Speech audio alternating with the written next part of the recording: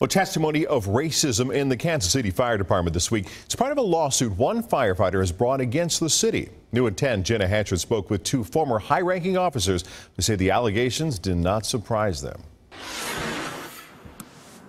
Kansas City firefighter Eric Sanders claims racism lives within the walls of the Kansas City Fire Department. While one of every 7 Kansas City firefighters is black, he says he wasn't promoted because of the color of his skin, and says he was subjected to hearing the N-word and derogatory comments about African Americans. Discrimination has been on the fire department for years.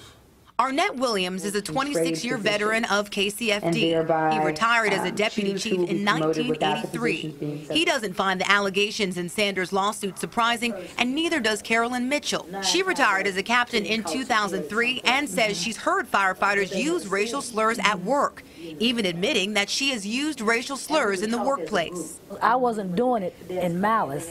It was just jokingly, but jokingly can get out of hand. And they pulled me aside.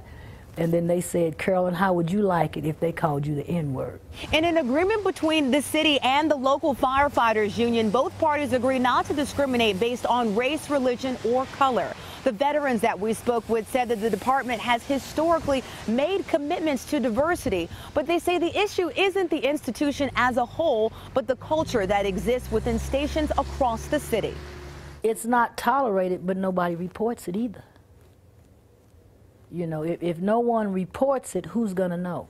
Why don't people speak up when they hear racial slurs being used in the workplace? They don't want to be labeled as a tattletale or a whiner. They have this saying, what goes on in the station stays in the station. So whatever goes on is in that house, and it's not supposed to get out.